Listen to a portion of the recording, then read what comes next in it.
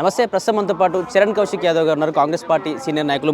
మన చెప్పండి, ఏదైతే బీహార్కి సంబంధించినటువంటి 67 లక్షల ఓట్లు చోరీ జరిగింది, ఏదైతే ఎస్ఐఆర్ పేరుతో 67 లక్షల ఓట్లు ఎందుకు ఎలక్షన్స్ టైంలోనే చోరీ జరిగిందని చెప్పేసి ప్రూఫ్స్తో సహా రాహుల్ గాంధీ కూడా బయటపెడుతున్న పరిస్థితి. మరి కాంగ్రెస్ పార్టీ నాయకులు కూడా పెద్ద ఎత్తున నిరసన కార్యక్రమం ఏర్పాటు చేశారు. ఏం చెప్పాలనుకున్నారు దీని ద్వారా? దేశంలో బీహార్లో కాదు, ఎంపీ ఎలక్షన్ 24 జరిగిన ఎంపీ ఎలక్షన్లో బెంగళూరు సెంట్రల్ పార్లమెంట్లో అదే జరిగింది. మహదేవ్పూర్లో, హర్యానాలో 25 లక్షల ఓట్లు కొత్తగా నమోదు చేసి, ఉత్తరప్రదేశ్ నుంచి 9 లక్షల మంది తీసుకొచ్చి హర్యానాలో నమోదు చేసి కాంగ్రెస్ పార్టీ ఓడిపోవడానికి కారణం ఓన్లీ 1,12,000 ఓట్లు మాత్రమే. అక్కడ భారతీయ జనతా పార్టీ గట్టెక్కింది. మహారాష్ట్రలో 1 కోటి ఓట్లు అదనంగా నమోదు చేసుకుని అక్కడ అధికారంలోకి వచ్చారు.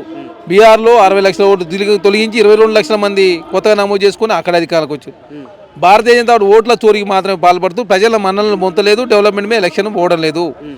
కాబట్టి వాస్తవాలు వివరిస్తూ ఉంటే ఎలక్షన్ కమిషన్ మొద్దు నిద్రపోతుంది. సుప్రీంకోర్టు స్పందించదు, నరేంద్ర మోడీ స్పందించరు. ఆధార్ కార్డు లింక్ అనుసంధానం చేసి దేశంలో మీరు నిజంగా డెవలప్మెంట్ మీద ఓట్లు పోవడండి.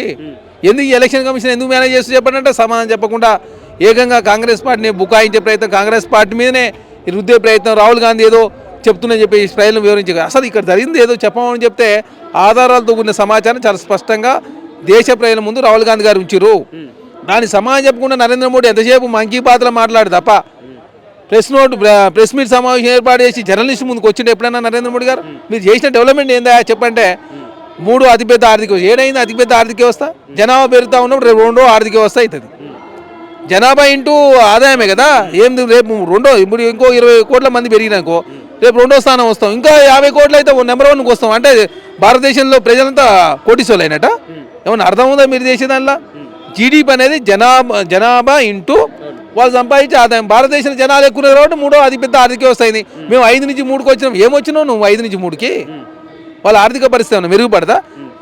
బీహార్లో నితీష్ కుమార్ గారు 2005 నుంచి అధికారులు ఉన్నారు.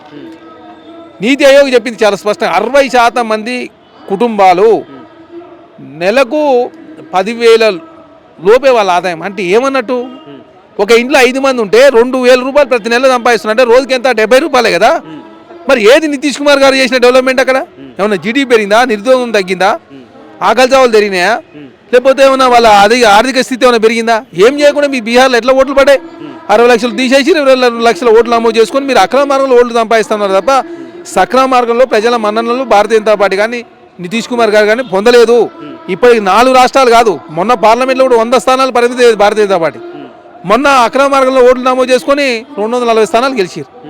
అంటే దేశంలో ఎలక్షన్ కమిషన్ వాడుకుంటారు. మీరు అక్రమ మార్గంలో మీరు ఓట్లు నమోదు చేసుకొని గెలుస్తూ ఉన్నారు తప్ప ఇక్కడ రిగ్గింగ్ చేసినని చెప్పి కాంగ్రెస్ పార్టీ అంటలేం.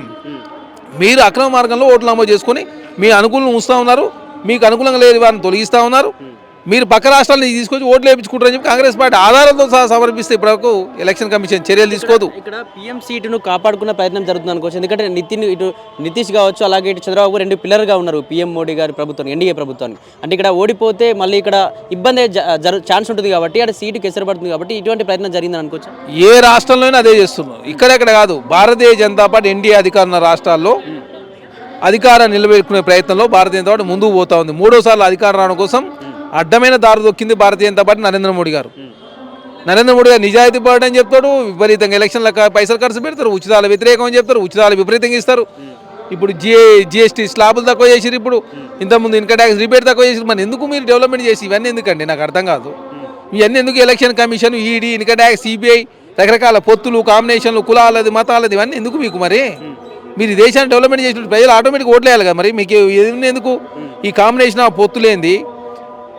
అదేవిధంగా జిఎస్టీ స్లాబ్ తక్కువ చేసినది, ఎందుకంటే రిపేర్ తక్కువ చేసినది, తర్వాత ఓట్లు ఎందుకు తొలగిస్తూ ఉన్నారు? ఎలక్షన్ కమిషనర్ నియమించేటప్పుడు నిబంధనలు ఎందుకు పార్లమెంట్లో ప్రత్యేక చట్టం చేశారు? ఇవన్నీ సమాధానం చెప్పాలి కదా.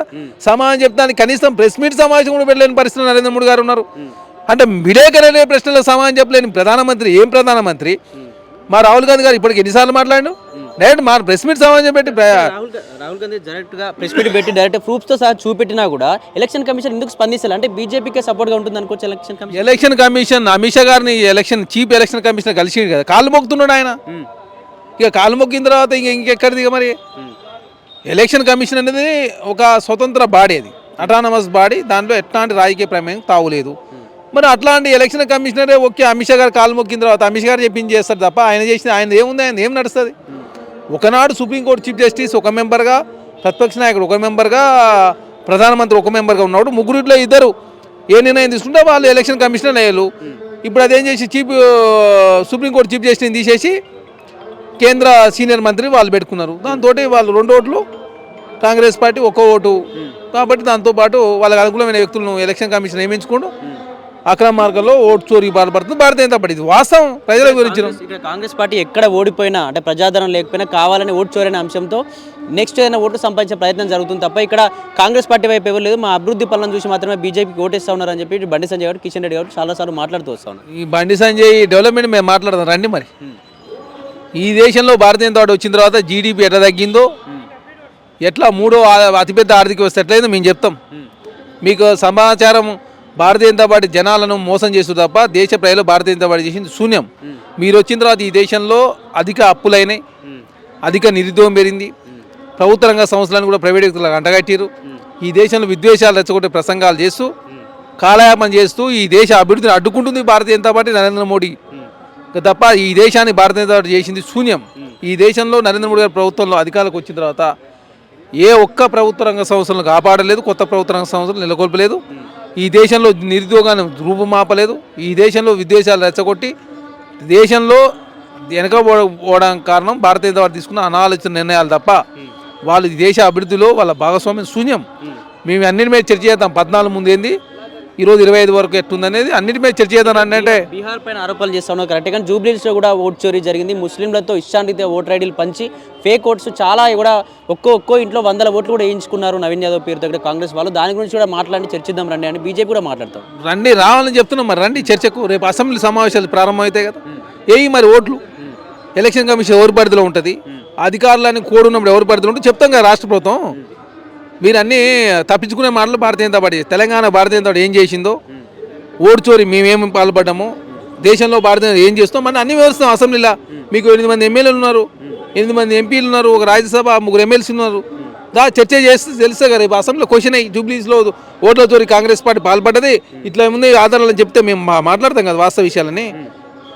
భారతీయ జనతా పార్టీ ఏంటంటే తప్పించుకునే ప్రయత్నం. బీహార్లో సమాధానం చెప్పలేక జూబ్లీస్లో డిపాయిడ్ కోల్పోయిన Bharatiya Janata party, BRS party గెలుపు కోసం పనిచేసిన భారతీయ జనతా పార్టీ, రాజాసింగ్ ప్రశ్నలు సమాధానం చెప్పాను కిషన్ రెడ్డి, బండి సంజయ్. ఆయన ప్రశ్నలు సమాధానం చెప్పలేని భారతీయ జనతా పార్టీ, కల్వకుంట్ల కవిత గారి ప్రశ్న సమాధానం చెప్పలేని బీఆర్ఎస్ పార్టీ కేటీఆర్ గారు, కాంగ్రెస్ పార్టీ మీరు మాట్లాడితే తెలంగాణ సమాజం హర్షించారు. బీహార్ చూసిన తర్వాత తెలంగాణ రాష్ట్రంలో కాంగ్రెస్ పార్టీగా భవిష్యత్తులో ఏ విధంగా ముందుకు పోవాలి, దేశవ్యాప్తంగా భారతీయ జనతా పార్టీ ఏం చేస్తూ ఉంది, భవిష్యత్తులో అట్లాంటి సంఘటన జరగకుండా చూసుకోవాల్సిన బాధ్యత కాంగ్రెస్ పార్టీ అధికారుల రాష్ట్రాల్లో ఉన్నది.